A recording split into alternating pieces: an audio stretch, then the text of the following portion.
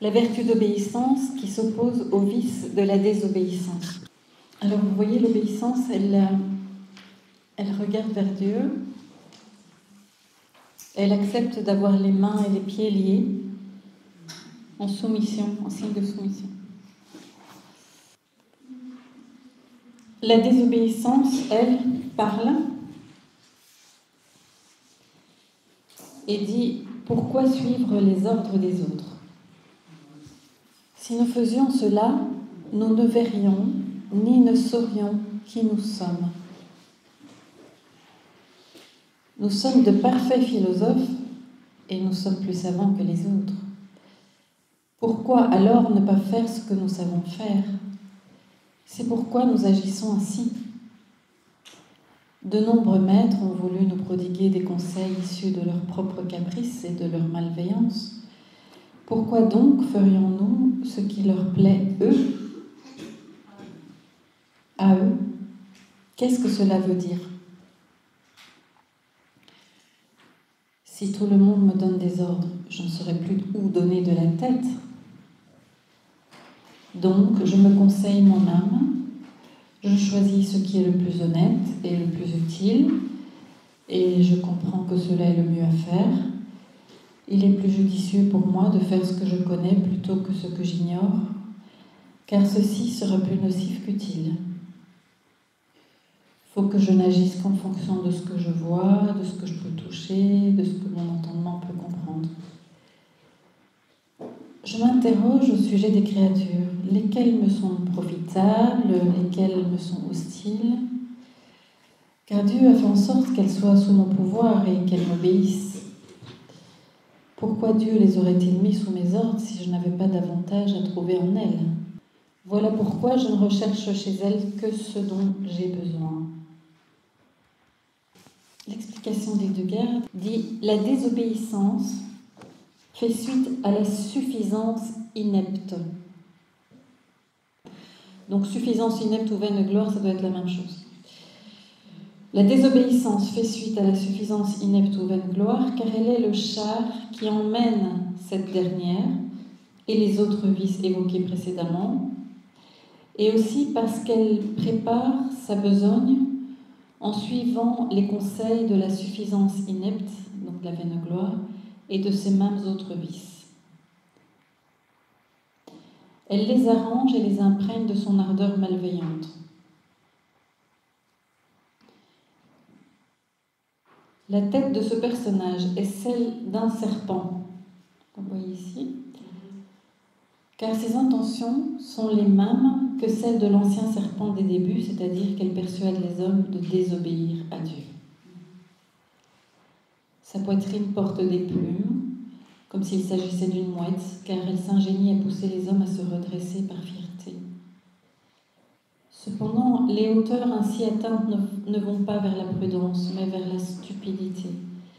Et comme elles refusent de suivre Dieu, les hommes désobéissants ne terminent que les actions qui leur plaisent personnellement. Ces jambes sont comme des vipères, car les pas de la désobéissance sont effectués au gré des choix capricieux, téméraires et insolents envers Dieu, loin de la bienheureuse soumission.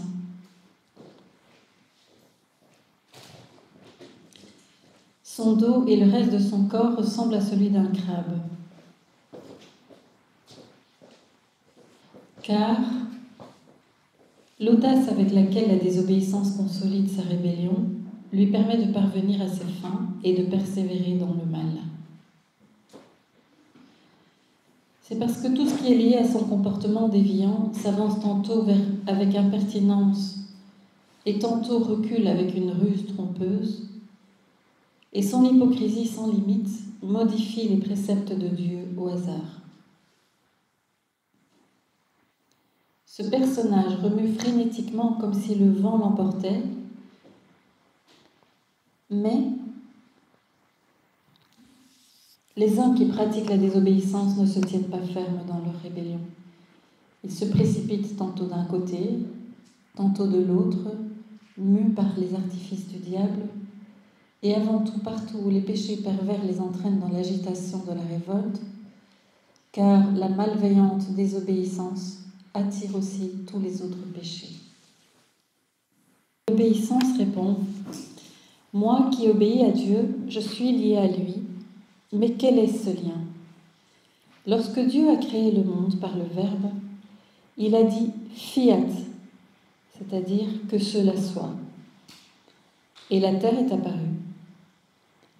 Moi, j'étais l'œil qui s'est ouvert sous l'égide de Dieu. C'est ainsi que le monde a été créé. Mais lorsque le premier ange a commencé à vivre, aussitôt il s'est dressé contre Dieu. Alors j'ai empêché que son œuvre soit viable, car il voulait vivre à sa façon.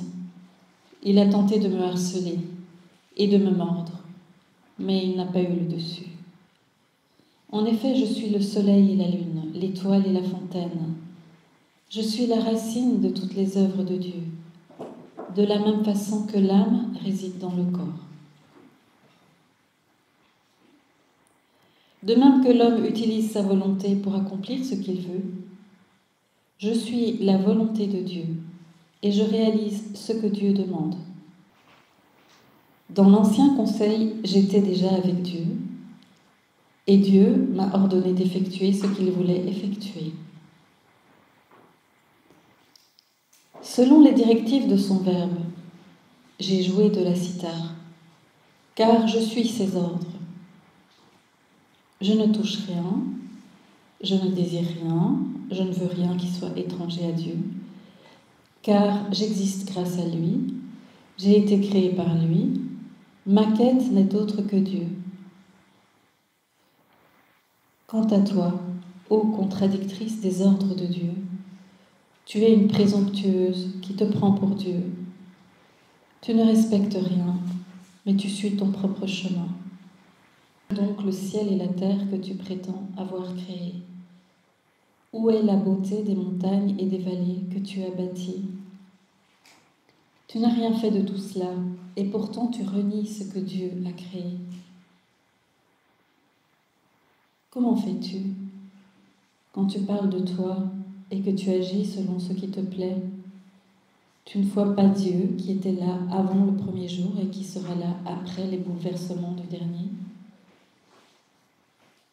Toi, ô répugnante chose, tu es comme la feuille desséchée d'un arbre et les écailles d'un poisson, car on t'ôtera, et ton nom ne compte pas parmi ce qui est remarquable.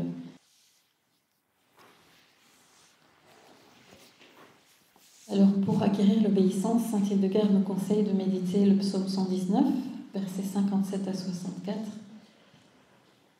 l'évangile de Jean, chapitre 14, versets 23 à 24, et la première lettre de Pierre, chapitre 1, versets 13 à 15. Quand on est soumis par amour, ces liens, ces chaînes, entre guillemets, vous voyez les chaînes que l'obéissance a aux pieds et aux mains, elle les fait par amour, elle se laisse soumettre par celui qui l'aime.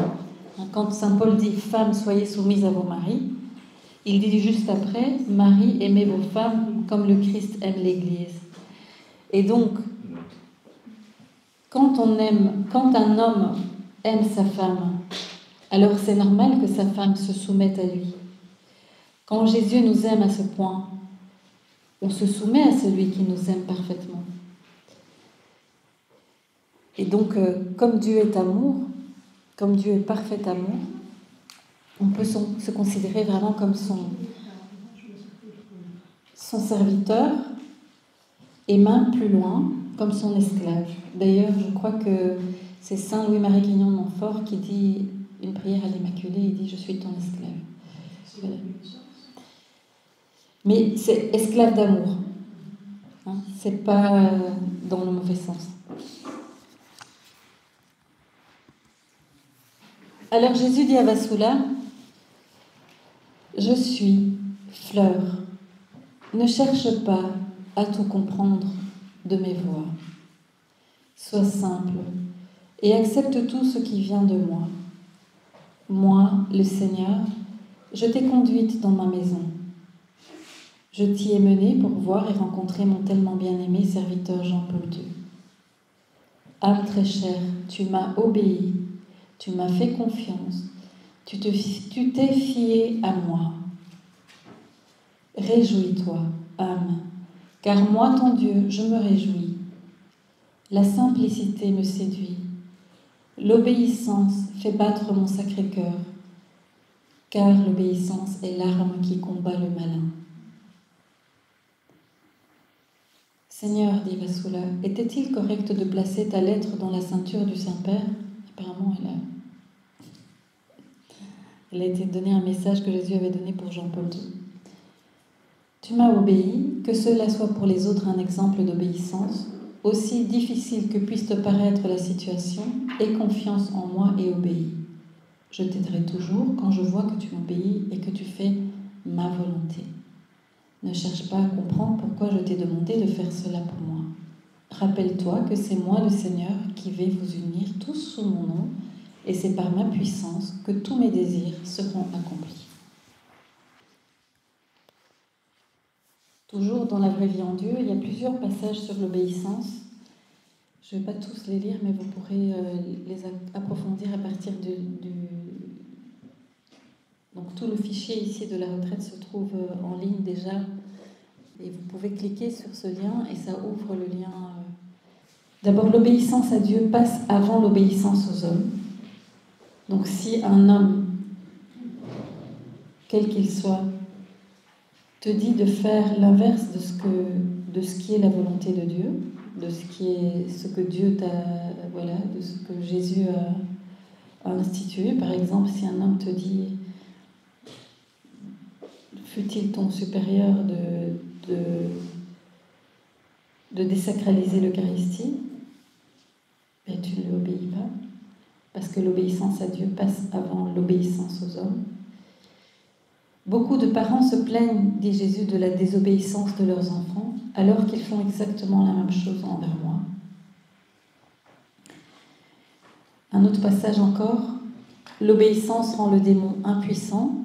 Donc ce sont des longs passages, je ne les lis pas tous, mais tous ces liens vous emmènent vers ces différents endroits. Et en dernier, restez fidèles à l'institution de mon Eucharistie. Ici, Jésus fait référence aux catholiques laïcs et consacrés qui désobéissent à l'Église et à ses lois, principalement dans la note 3 du passage mentionné de la loi du droit canon AAS 73 qui parle de l'incompatibilité entre le catholicisme et l'appartenance à la franc-maçonnerie. Donc dans la congrégation de la doctrine de la foi, la franc-maçonnerie, on ne peut pas être franc-maçon et chrétien. Et dans ce message, Jésus dit, la franc-maçonnerie, ici, ça c'est un texte, entre parenthèses, ça ne vient pas de Jésus, mais si on clique sur le lien « Restez fidèle à l'institution de mon Eucharistie », il parle de la franc-maçonnerie, il parle des francs-maçons qui désobéissent à cette loi qui interdit d'être et catholique et franc-maçon. Il y a beaucoup de laïcs ou de prêtres, même d'évêques, qui sont francs-maçons. La franc-maçonnerie qui sera responsable dans l'Église de l'abolition du sacrifice perpétuel, c'est-à-dire de l'abolition de l'Eucharistie, ce qui est nommé par le prophète Daniel comme l'abomination de la désolation dans le lieu saint. Et Jésus nous avait dit, dans Matthieu 24, « Quand vous verrez l'abomination de la désolation dans le lieu saint, fuyez dans les montagnes. » C'est-à-dire qu'il ne faut pas rester là, il ne faut pas participer à ça. Il faut quitter. Fuir, c'est-à-dire ne pas être de connivence avec la fausseté qui s'emparera de l'Église à ce moment-là par certains de ses membres corrompus, même haut placés, et rester fidèle à l'Eucharistie, si nécessaire dans les catacombes, comme du temps des premiers chrétiens, et ce même jusqu'au martyr. La bienheureuse Anne-Catherine Emmerich parle à ce sujet d'une fausse Église qui se bâtit par des démolisseurs. Elle les voit avec, je vous avais dit, une truelle et un tablier, c'est-à-dire la franc-maçonnerie, à côté de la vraie Église du Christ qui, elle, demeure fidèle au Christ. Soyons tous de cette partie du reste fidèles et obéissants à Jésus, et à son sacrifice perpétuel, le don de lui-même dans l'Eucharistie. Alors un beau chant pour apprendre à entrer dans l'obéissance. C'est un chant qui vient de Sainte Thérèse de Lisieux. Enfin, les paroles sont de Sainte Thérèse. C'est « Je voudrais dire oui à tout ce que Dieu veut ». C'est un chant en fait qui a été conçu pour les enfants. Pardon. Qui a été conçu pour les enfants par la collection Graines de Saints. Entre parenthèses, je conseille à tous les grands-mères d'acheter ça pour leurs petits-enfants. Je vous en parlerai après. Et des magnifiques chants avec la vie des saints.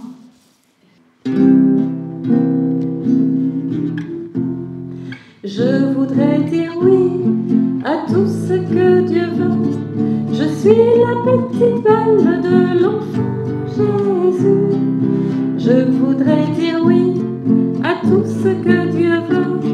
Je suis la petite balle de l'enfant Jésus.